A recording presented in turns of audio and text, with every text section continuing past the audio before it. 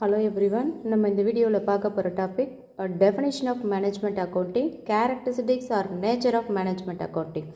Definition of management accounting என்னன்னு பார்த்தோன்னா Anglo American council and productivity அப்படிங்கிறவங்க மேனேஜ்மெண்ட் அக்கௌண்டிங் என்ன டிஃபைன் பண்ணியிருக்காங்கன்னா management accounting is the presentation of accounting information in such a ways as to assist management in the creation of policy and day-to-day operation of an undertaking. அதாவது Anglo American council and productivity வந்துட்டு இதுக்கு management அக்கௌண்டிங்க்கு என்ன define பண்ணியிருக்காங்கன்னு பார்த்தோன்னா ஒரு நிறுவனத்தினுடைய அன்றாட day to day ஆப்ரேஷனுக்கு அன்றாட செயல்பாட்டிற்கு மேனேஜ்மெண்ட்டுக்கு உதவும் வகையில் அக்கௌண்டிங் இன்ஃபர்மேஷனை வழங்குவது தான் மேனேஜ்மெண்ட் அக்கௌண்டிங் அப்படின்னு Anglo American council and productivity வந்துட்டு டிஃபைன் பண்ணியிருக்கு. அதாவது நிர்வாகத்திற்கு உதவக்கூடிய வகையில் வந்துட்டு அதன் கொள்கை முடிவுகளை எடுக்கவும் தகவலை வழங்குவது தான் மேனேஜ்மெண்ட் அக்கௌண்டிங் டிஃபைன் பண்ணியிருக்காங்க. Characteristics or nature of management அக்கௌண்டிங்னா என்னென்னு பார்த்தோன்னா the task of management accounting involves furnishing of accounting data to the management for basing its decisions on it. It also helps in improving efficiency and achieving organizational goals. அதாவது அந்த மேலாண்மை கணக்கியல் அப்படிங்கிறது அதனுடைய பணிகளை வந்துட்டு the task of management accounting data அதாவது ஒரு மேலாண்மை கணக்கியல் அப்படிங்கிறது மேலாண்மைக்கு தேவையான முடிவுகளை எடுப்பதற்கு அதுக்கு அக்கௌண்டிங் டேட்டாஸை வந்து வழங்குவதுன்னு சொல்லலாம். It also helps in improving efficiency and achieving organisation goals. ஒரு நிறுவனம் இருக்குன்னா அவங்க ஏதோ ஒரு கோல்ஸை அச்சீவ் பண்ணுறதுக்காகவும் அந்த அமைப்பினுடைய ஒரு ஆர்கனைசேஷனுடைய கோல்ஸை அச்சீவ் பண்ணுறதுக்காகவும் அந்த நிறுவனத்தினுடைய எஃபிஷியன்ஸை இம்ப்ரூவ் பண்ணவும் இந்த மேனேஜ்மெண்ட் அக்கௌண்டிங் வந்து ஹெல்ப்ஃபுல்லாக இருக்குன்னு சொல்லலாம். The following are the main characteristics of management accounting.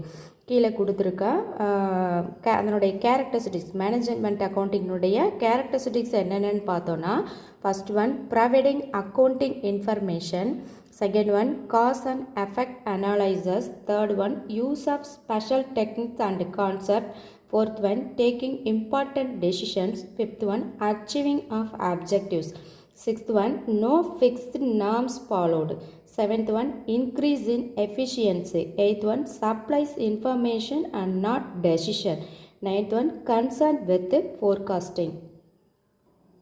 Now I will explain one by one. First one, providing accounting information என்னன்னு பார்த்தோன்னா management accounting is based on accounting information. The collection of and classification data is the primary function of accounting department. The information so collected is used by the management for taking policy decisions. It involves the presentation of information in a way it suits managerial needs. அதாவது management accounting அப்படிங்கிறது accounting இன்ஃபர்மேஷனை அடிப்படையாக கொண்டது தான் management அக்கௌண்டிங்கினுடைய primary function அப்படின்னா என்னென்னு பார்த்தோன்னா டேட்டாவை வந்து கலெக்ஷன் பண்ணுறதும் அதை கிளாஸிஃபை செய்வது தான். பட் மேனேஜ்மெண்ட் அக்கௌண்டிங் அப்படிங்கிறது வந்துட்டு அதாவது மேனேஜ்மெண்ட்டுக்கு ஏற்ற வகையில் வந்து இன்ஃபர்மேஷனை வழங்குவதும் அந்த இன்ஃபர்மேஷனை அடிப்படையில் வந்து பாலிசி டெசிஷனை வந்து பகுப்பாய்வு செய்யவும் பயன்படுவது தான் மேனேஜ்மெண்ட் அக்கௌண்டிங் அப்படிங்கிற. Management accounting is the service function and it provides necessary information that different levels of management ன்னு சொல்லலாம். Next second one, cost and effect analysisனா என்னன்னு பார்த்தோன்னா அதாவது காரணம் விலை பகுப்பாய்வு. Financial accounting is limited to the preparation of profit and loss account statement and finding out the ultimate result, that is profit or loss. Management accounting goes a step further. The cost and effect relationship is discussed in management accounting. இப்போ financial accounting அப்படின்னு பார்த்தோன்னா அதாவது profit and loss அதனுடைய இறுதி நிலையை வந்துட்டு profit and லாஸையும் அதனுடைய இறுதி நிலை அறிக்கையும் தயாரிக்க தான் நம்ம ஃபினான்ஷியல் அக்கௌண்டிங் வந்துட்டு நம்ம ஃபைண்ட் அவுட் பண்ணுறோம். பட் மேனேஜ்மெண்ட் அக்கௌண்டிங் வந்து கோஸ் எ ஸ்டெப் ஃபர்தர், மேலும் ஒரு படி போயிட்டு the cause and affect relationship is discussed in management accounting. அதாவது மேனேஜ்மெண்ட் அக்கௌண்டிங்கில் இப்போ வந்து ஃபினான்ஷியல் அக்கௌண்டிங்கில் ப்ராஃபிட்டோ லாஸோ ஏற்பட்டால் அப்போ வந்து ஏற்பட்டதை வந்து அந்த லாஸ் ஏற்பட்டதற்கான ரீசன் என்ன, ப்ராஃபிட் ஏற்பட்டால் அந்த ப்ராஃபிட் அதனை நேரடியாக பாதிக்கும் ரீசன் இது எல்லாம் ஃபைண்ட் அவுட் பண்ணுறது தான் மேனேஜ்மெண்ட். இதெல்லாம் ஃபைண்ட் அவுட் பண்ணுறதுக்கு காரணம் அண்டு காஸ் அண்ட் எஃபெக்டிவ் அனாலிசிஸாக இருக்குன்னு சொல்லலாம். Third one, use of special techniques and concept. Use of special techniques அதாவது சிறப்பு நுட்பங்கள் மற்றும் கருத்துக்களினுடைய பயன்பாடு. Management accounting uses special techniques and concept to make accounting data more useful. The technique usually used include financial planning and analysis, standard costing, budgetary control, marginal costing, project appraisal, control accounting, etc. The type of technique to be used will be determined according to the situation and necessity. அதாவது accounting information அப்படிங்கிறது வந்துட்டு மிகவும் பயனுள்ளதாக மாற்ற management accounting என்ன பண்ணுதுன்னா special techniques வந்து use பண்ணுறாங்க. அந்த ஸ்பெஷல் டெக்னிக்ஸ்லாம் என்ன மாதிரியான டெக்னிக்ஸ் வந்துட்டு இந்த மேனேஜ்மெண்ட் அக்கௌண்டிங் வந்து பயன்படுத்துகிறாங்க அப்படின்னு பார்த்தோன்னா financial planning and analysis, standard costing, budgetary control, marginal costing, project appraisal, control accounting, etc. This type of technique to be used will be determined according to the situation. இந்த techniques தான் இந்த management accounting இன்ஃபர்மேஷனை மிகவும் பயனுள்ளதாக யூஸ்ஃபுல்லானதாக மாற்ற கணக்கியல்லேருந்து இருக்கக்கூடிய தகவலை வந்துட்டு மேனேஜ்மெண்ட் அக்கௌண்டிங் வந்து பயனுள்ளதாக மாற்ற ஸ்பெஷல் டெக்னிக்ஸ் பயன்படுத்துகிறாங்க. அது என்ன மாதிரியான டெக்னிக்ஸ்னால் ஃபினான்ஷியல் பிளானிங் நிதி திட்டமிடுறது, அனாலிசிஸ் பகுப்பாய்வு, standard costing standard costing, budgetary control, marginal costing விளிம்பு செலவு, ப்ராஜெக்ட் அப்ரைசல் திட்ட மதிப்பீடு, கண்ட்ரோல் அக்கௌண்டிங் கட்டுப்பாடு கணக்கியல், இது எல்லாம் வந்துட்டு இந்த டெக்னிக்ஸ்லாம் வந்துட்டு இந்த மேனேஜ்மெண்ட் அக்கௌண்டிங்கில் பயன்படுத்துகிறாங்க. அப்போ அதை வந்து எப்போ யூஸ் பண்ணுறாங்கன்னு பார்த்தோன்னா இந்த டெக்னிக்ஸ்லாம் வந்துட்டு சூழ்நிலை மற்றும் தேவைக்கேற்ப வந்துட்டு அதை சுச்சுவேஷன் அண்ட் நெசசிட்டி, அதாவது the type of technique to be used will be determined. இதை எப்போ டிட்டர்மைன் பண்ணுறாங்கன்னா சுச்சுவேஷன் அண்ட் நெசசிட்டிக்கு ஏற்ற மாதிரி வந்துட்டு இந்த டெக்னிக்ஸ் வந்துட்டு யூஸ் பண்ணி அதை டிட்டர்மைன் பண்ணுறாங்கன்னு சொல்லலாம். Next, fourth one, taking important decisions. The historical data, taking important decisions. The historical data is studied to see its possible impact on future decision. The implication of various alternative decisions are also taken into account while taking important decisions. அதாவது management accounting வந்துட்டு பல்வேறு முக்கிய முடிவுகளை எடுக்க வந்துட்டு உதவுகிறதுன்னு சொல்கிறான். மேனேஜ்மெண்ட்டுக்கு தேவையான இன்ஃபர்மேஷனையும் வழங்குதுன்னு இந்த டேக்கிங் இம்பார்ட்டன்ட் டெசிஷனுடைய மீனிங் இதுதான். Next fifth one, achieving of objectives. The recording of actual performance and comparing it with the targeted figures will give an idea to the management about the performance of various department. அதாவது management accounting அப்படிங்கிறது இன்ஃபர்மேஷனை achieving of objectives, the recording of actual performance and comparing it with targeted figures. அதாவது management அக்கௌண்டிங்கினுடைய இன்ஃபர்மேஷனை management அக்கௌண்டிங்கிறது accounting இன்ஃபர்மேஷனை தான் use பண்ணுறாங்க. ஒரு நிறுவனத்தினுடைய அப்ஜெக்டிவ்ஸை வந்துட்டு அமைப்பதற்கும் அதனுடைய திட்டங்களை பிளானிங்கை உருவாக்குவதற்கும் ஹிஸ்டாரிக்கல் டேட்டாவை தான் யூஸ் பண்ணுறாங்கன்னு சொல்லலாம். அதாவது இது பார்த்தோம்னா புள்ளி விவரங்களுடன் ஒப்பிடுவதற்கு உண்மையான செய்திறனை வந்து பதிவு செய்தது, பல்வேறு துறைகளினுடைய செயல்திறனை பற்றி ஆர்கனைசேஷனுக்கு வந்து அதாவது ஒரு சஜஷனை வழங்கக்கூடிய இதில் வந்துட்டு பல்வேறு துறைகளினுடைய செயல்திறனுக்காக வந்துட்டு அதாவது திட்டங்களை உருவாக்குவது ஹிஸ்டாரிக்கல் டேட்டாவை தான் வந்துட்டு இந்த யூஸ் பண்ணுறாங்கன்னு சொல்லலாம். இலக்கு வந்து புள்ளி விவரங்களுடன் வந்து ஒப்பிடுவதற்கும் உண்மையான செயல்திறனை வந்துட்டு பதிவு செய்வதற்கும் வேரியஸ் டிபார்ட்மெண்ட்டினுடைய செயல்திறனை பற்றி நிர்வாகத்திற்கு வந்துட்டு ஒரு சஜஷன் வழங்குவோம். இது வந்து அதாவது அந்த தரநிலைகளுக்கிடையில் வந்து விலகல் இருந்தால் வந்து ஒரே நேரத்தில் வந்து மெஷர்ஸ் கரெக்டிவ் வந்து இதில் வந்து செய்ய முடியும் அப்படின்னு சொல்லியிருக்காங்க. All this is possible with the help of budgetary control and standard control. All this possible with the help of budgetary control and standard control achieving of objectives. Next 6th one, no fixed norms followed. இங்கே பார்த்தோன்னா no specific rules are followed in management accounting though the tools of management accounting are the same, but their use differs from concern to concern. The analysis of data depends upon the person using it. இங்கே பார்த்தோன்னா இப்போ no specific rules management அக்கௌண்டிங்கில் எந்த விதமான specific ரூல்ஸும் இல்லை. இப்போ எக்ஸாம்பிளுக்கு பார்த்தோம், இப்போ ஃபினான்ஷியல் அக்கௌண்டிங் பார்த்தோம்னா certain rules are followed for preparing different accounting books.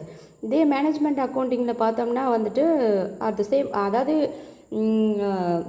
Tools of management accounting are the same அதே தான், but their use differs from concern to concern. அதாவது இங்கே வந்து விதிமுறைகள் எதுவும் பயன்படுத்துவது கிடையாது, பட் அந்த என்ன சொல்லலான்னா அந்த அவங்களுடைய அந்த பின்பற்றக்கூடிய மேனேஜ்மெண்ட் அக்கௌண்டிங் வந்துட்டு எந்த விதிகளும் வந்துட்டு ஆனால் பின்பற்றலை. மேனேஜ்மெண்ட் அக்கௌண்டினுடைய டூல்ஸ் வந்து ஒரே மாதிரியாக இருந்தாலும் அவற்றினுடைய யூசேஜ் பார்த்தோன்னா கன்சர்ன் டு கன்சர்ன் வந்து வேரியாக இருக்கும்னு சொல்லலாம். கன்சர்ன் டு கன்சர்ன் வேரியாக இருக்கும். அப்போது that the analysis of data depends upon the person using it. அதாவது இது ஒவ்வொரு நிறுவனமும் அதனுடைய புள்ளி விவரங்களை பார்த்தோம்னா அதனுடைய அவங்கவுங்க நிறுவனத்தினுடைய சொந்த வழியில் வந்துட்டு ஃபாலோ பண்ணுறாங்கன்னு சொல்லலாம். Every concern has its own rules and by rules for analysing the டேட்டான்னு சொல்லலாம். Next increasing in efficiency. The purpose of using accounting information is to increase efficiency of the concern. The efficiency can be achieved by setting up goals for each department or section. The performance appraisal will enable the management to pinpoint efficient and inefficient part. Increase in efficiency அப்படின்னு பார்த்தோன்னா செயல்திறன் அதிகரிப்பு. அதாவது accounting இன்ஃபர்மேஷனை வந்து பயன்படுத்துவதனுடைய நோக்கமே பார்த்தோன்னா ஒரு நிறுவனத்தினுடைய எஃபிஷியண்ட்டை வந்து அதிகரிக்கத்தான் சொல்லலாம். அப்போது அந்த செயல்திறன் மதிப்பீடு அப்படிங்கிறது எஃபிஷியண்ட் அண்ட் இன்எஃபிஷியண்ட்டான, அதாவது எஃபிஷியண்ட் அண்ட் இன்எஃபிஷியண்ட்டான இடங்களை வந்துட்டு அக்யூரேட்டாக வந்து ஃபைண்ட் அவுட் பண்ணி நிர்வாகத்திற்கு உதவும் செயல்திறனை வந்துட்டு மேம்படுத்தக்கூடிய வகையில் வந்து சரியான நடவடிக்கைகளை வந்துட்டு எடுக்க முயற்சியை தான் வந்துட்டு இந்த இன்க்ரீஸ் இன் எஃபிஷியன்சி அப்படின்னு சொல்லலாம். நெக்ஸ்ட் வந்துட்டு supplies 8th one, supplies information and not decision. Supplies information and not decision. அதாவது management accountant is only to guide and not to supply decision. The data is to be used by management for taking various decision.